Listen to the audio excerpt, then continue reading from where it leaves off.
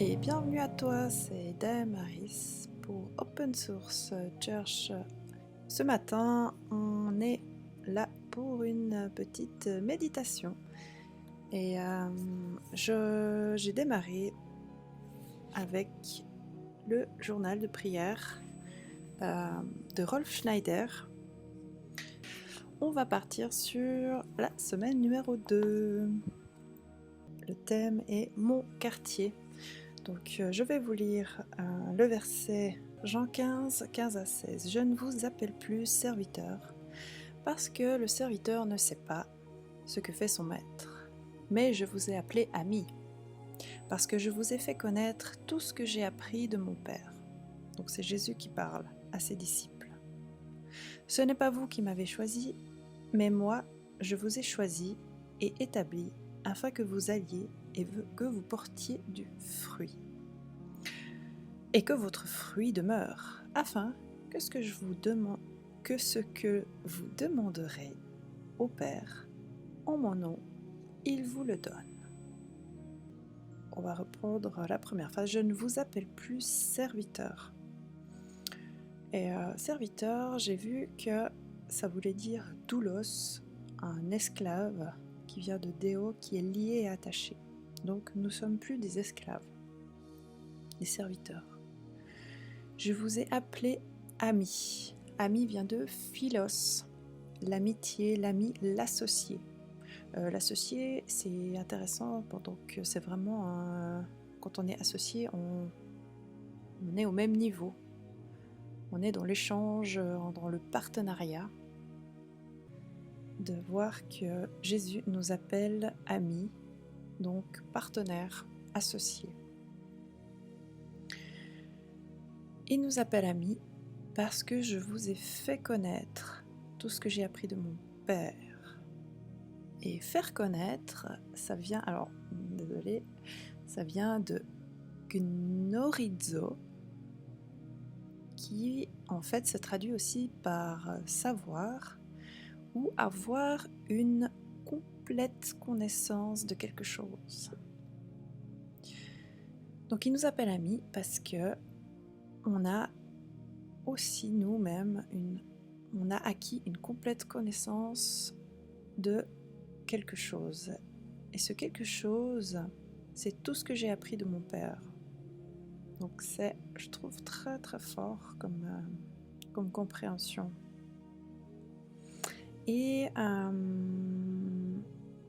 ce que j'ai appris de mon Père, c'est akuo, c'est la faculté d'entendre et de comprendre.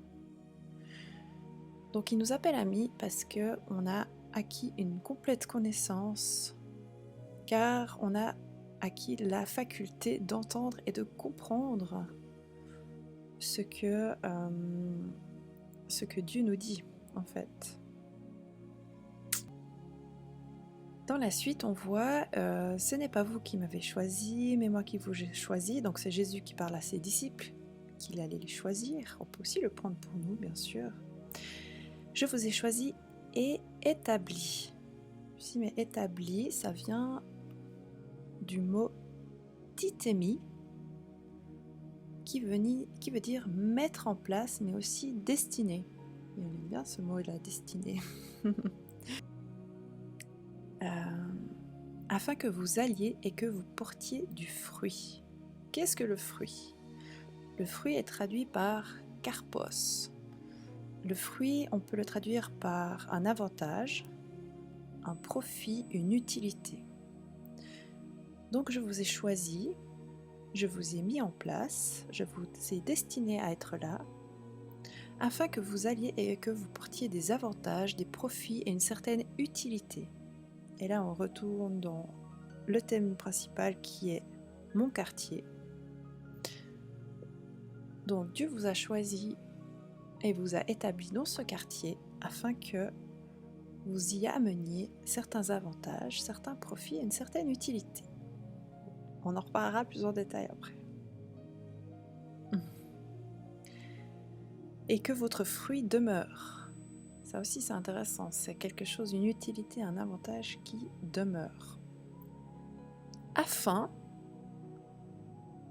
tout ça c'est afin que ce que vous demanderez au Père en mon nom, il vous le donne.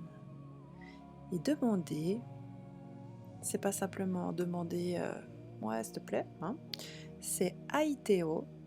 Et là, tous ceux qui ont des enfants en bas âge, ou qui ont eu des enfants en bas âge, ou qui sont grands-parents, ou oncles, tantes, bref, tous ceux qui connaissent des petits-enfants en bas âge vont bien comprendre ce mot qui est aiteo. Donc demander, c'est traduit par demander, mais c'est aussi traduit par réclamer, solliciter. Et je suis toujours hallucinée par voir la sollicitation des petits-enfants, la réclamation qu'ils ont lorsqu'ils veulent quelque chose. Je crois qu'on doit vraiment s'inspirer d'eux aussi. Parce que nous, on a tendance à demander sur le bout des lèvres, en disant oui, si j'aimerais bien ça, ouais, ok. Puis on demande une fois, puis on n'a pas eu, puis on s'arrête. Est-ce que vous avez déjà compté le nombre de fois que le petit enfant, ou l'adolescent aussi, mais surtout les petits enfants vont demander, réclamer, solliciter les parents pour obtenir quelque chose? Franchement, il y a de quoi s'inspirer d'eux, non? Donc, afin que ce que vous réclamiez au Père en mon nom, il vous le donne. C'est beau ça. Et les questions qu'on peut se poser, c'est pourquoi j'habite dans ce quartier ici aujourd'hui, ton quartier où tu es, ou ta maison, ou ton immeuble, et quel est mon rayonnement, quelles sont mes relations tout autour de mon immeuble, de mon quartier. Je vais vous laisser quelques minutes pour réfléchir à ça. À tout de suite.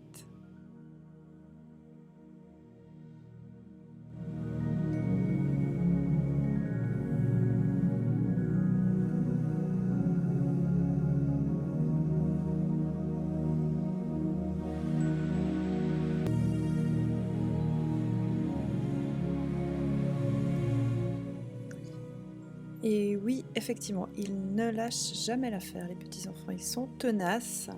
Est-ce que nous aussi, nous pouvons être tenaces dans nos demandes à Dieu? C'est une bonne question.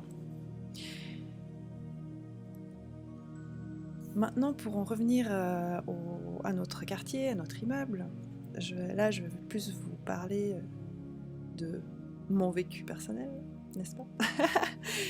La première chose, on ne peut pas aimer tout le monde. Humainement, c'est impossible, n'est-ce pas? D'accord. Les conflits entre voisinage, on ne peut pas les éviter. D'accord? Je suis la première à pouvoir vous en témoigner. Et je me disais, mais purée, c'est pas possible. Alors, surtout les concierges. Non, les concierges, ça va. C'est plutôt chez nous l'absence de concierge. C'est un autre problème. Puis, ce que j'ai expérimenté maintenant, en fait, c'est simplement quand j'ai des voisins qui m'agacent, que j'ai juste envie de baffer, eh ben, je dis à Dieu, ok, ben, bénis-les parce que moi, je vais aller les frapper. Donc bénis-les parce que là, ça va mal se passer. Et je pense qu'on a le droit aussi de ne pas aimer certains voisins, parce que c'est humain. Mais par contre, on peut quand même être humble et puis dire, bah ok, ben, Seigneur, bénis-les, parce que moi, je les aime pas, j'arrive pas. Voilà, il y a des choses, c'est comme ça. Et aussi, je me disais, ce qui est très intéressant dans ce verset, donc Jean 15, 15 à 16, qui m'a en fait interpellée, c'est que, je vais juste reprendre, si on commence à Jean 15, 12 jusqu'à 17, verset 12, tiens, c'est bizarre, il commence par quoi? Et ça, je lui dis maintenant, c'est très important. C'est ici mon commandement, aimez-vous les uns les autres. Et là, ok, comme je vous ai aimé. Et il n'y a pas de plus grand amour que de donner sa vie pour ses amis. Vous êtes mes amis si vous faites ce que je vous commande. Voilà, je ne vous appelle plus serviteur, etc. Et il nous dit ce magnifique verset, et à la fin, il termine au verset 17. Ce que je vous commande, c'est de vous aimer les uns les autres. Et refla. Donc voilà, j'en ai eu pour ma dose ce matin, n'est-ce pas? Parce que oui, j'ai beaucoup de peine avec certains de mes voisins, je l'avoue, et c'est un grand travail, toute une vie. Mais je trouvais intéressant que ce verset qui nous dit, qui nous a établi à un endroit, qui nous a choisi pour cet endroit, pour qu'on puisse porter du fruit, pour qu'après ce qu'on puisse lui demander, eh ben, ça soit donné, eh bien, soit entouré de d'abord aimer, et après, voilà, et à la fin aussi aimer. Et voilà, c'est vraiment un gros challenge. Et je sais que humainement, eh ben, je crois que si on est humble, on peut se dire que humainement, c'est pas possible. Mais qu'il n'y a que Dieu qui peut faire des miracles et puis nous permettre de verbalement bénir nos voisins qu'on n'aime pas.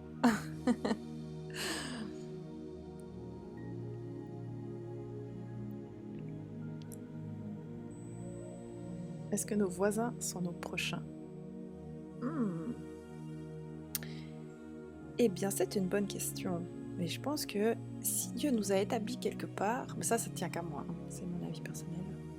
Si Dieu nous a établis quelque part, c'est pour porter du fruit. Mais ce qui est intéressant, et là c'est une bonne question que tu as, Rita, c'est que après, au verset 18, et c'est là aussi que je voulais en venir, c'est bien, tu m'as devancé. Si le monde vous haït, vous hait, sachez qu'il me haït avant vous. Si vous étiez du monde, le monde aimerait ce qui est à lui, mais parce que vous n'êtes pas du monde et que je vous ai choisi du milieu du monde, à cause de cela, le monde vous hait. Donc c'est aussi tout à fait normal de ressentir de l'animosité de la part de certaines personnes. Et c'est vrai que, je ne sais pas si vous, ça vous fait ça, mais moi, il y a des gens, ça ne matche pas, mais c'est au-delà de ça, c'est que il y a quelque chose de plus qui fait que tu les rencontres, c'est ouf, il y a un truc qui est agressif en fait. Et voilà, et je pense qu'il y a peut-être d'autres choses derrière qui font que, voilà, on ne peut pas aimer tout le monde humainement, et je pense qu'on doit aussi accepter d'être haï par des gens. Et puis peut-être que, voilà, des fois ça change, ça évolue, mais voilà, je pense que est-ce honnête de demander à Dieu de les bénir alors qu'on les aime pas? Ça dépend ce qu'on entend par les bénir, parce que moi j'ai humainement, moi je différencie toujours l'humain de mon être spirituel. En fait, ma patte humaine, elle a juste envie de les baffer, tu vois. Mais au fond, quand Dieu me montre que c'est aussi son enfant, qu'il l'aime à sa manière, eh ben, je peux que lui demander de le bénir, tu vois. Et des fois, je me dis, certaines personnes, elles sont peut-être jamais bénies, en fait. Parce que peut-être, tu vois, je me dis aussi des fois, c'est peut-être toi, la seule personne qui va demander la bénédiction de Dieu sur leur vie. Peut-être que autour d'elles, dans leur contexte familial et de vie, elles ont que des malédictions, que des malheurs. Et c'est pour ça que je me dis, mais voilà, c'est peut-être juste, vu que j'ai pas envie de leur parler, j'ai pas envie de les aider physiquement, peut-être le seul truc que je peux faire, c'est de les bénir, tu vois. Voilà, c'est ça en fait ma réflexion sur mon quartier. Psaume détrulé. Oui, alors, si tu as vu la série The Chosen, il y a un passage extrêmement drôle où Jésus est avec les deux frères, là, je sais plus, Jean et je sais plus, et Pierre, ou enfin bref, un de ses deux disciples. Ils se font agresser et Jésus les retient et ils partent, c'était un groupe de personnes. Et les deux frères, ils sont là, Jésus, nous allons invoquer le feu de Dieu sur... Ils vont les... Enfin, ouais, vraiment... mais il faut vraiment regarder ce passage. Nous allons invoquer le feu de Dieu, ils vont être détruits sur place. Puis Jésus, après, il les regarde comme ça. Vous vouliez vraiment invoquer le feu de Dieu sur eux? Puis ils sont là tout penauds. Est-ce que je vous ai pas demandé de les aimer d'abord? Est-ce que je suis pas là pour aimer? Puis ils sont là tout penauds comme ça. Puis smart, c'est... Bah vraiment, si tu as vu la série...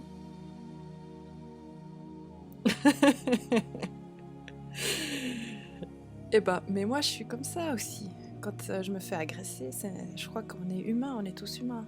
Quand on se fait agresser, quand on vit une injustice, là, Seigneur, le feu de Dieu sur leur vie, détruis-les. Puis t'imagines l'éclair qui arrive du ciel, puis... Voilà, c'est réglé. Ah, combien de fois j'ai rêvé de ça. Puis arrêtez là. Bon, ok, voilà. C'était mon émotion, c'était ma colère. Voilà, ok.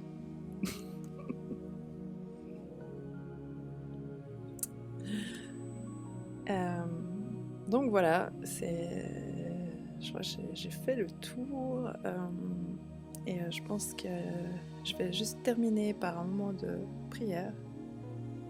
Bah oui, au moins c'est honnête, et je crois que de toute façon ça sert à rien de vouloir paraître un béni oui, comme on dit, alors qu'au fond on n'y est pas. Ça sert à rien de se forcer aussi. Si t'as pas envie de les bénir, bah tu les bénis pas. Voilà. De toute façon, Dieu, hein, voilà. Autant lui dire, écoute, moi je préfère lui dire, écoute, ceux-là ils me font vraiment chier, quoi. S'ils pourraient déménager, eh ben, ça serait vraiment un beau miracle, tu vois. Et puis là, on en revient aussi à vous portez du fruit, votre fruit demeure, afin que ce que vous demanderez au Père en mon nom, il vous le donne.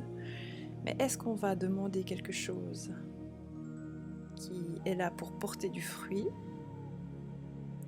ou est-ce qu'on demande quelque chose qui est là pour juste égoïstement notre petit besoin personnel? Donc ça, c'est aussi une bonne question.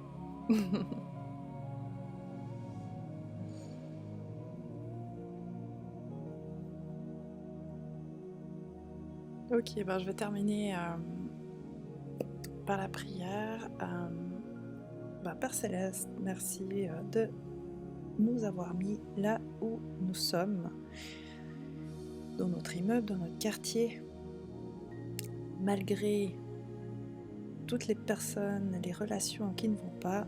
Montre-nous aussi toutes les belles relations qui fonctionnent, et montre-nous comment nous pouvons amener du profit, des avantages et de l'utilité dans ce lieu où nous sommes.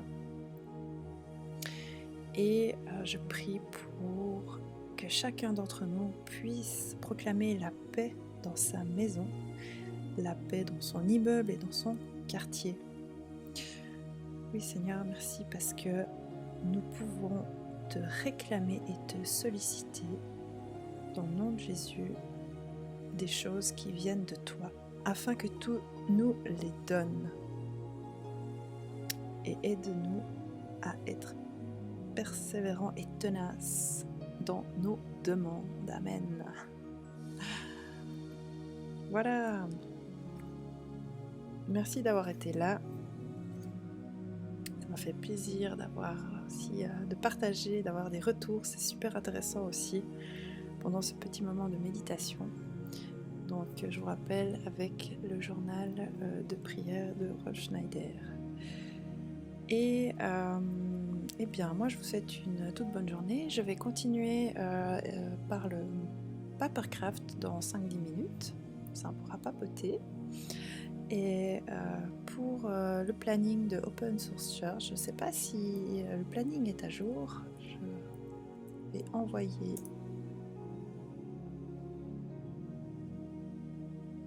Nous avons alors je vais dire ce qui est écrit, hein, je ne sais pas tout au courant, mais apparemment mardi soir, ce soir, il y a un Retrofills.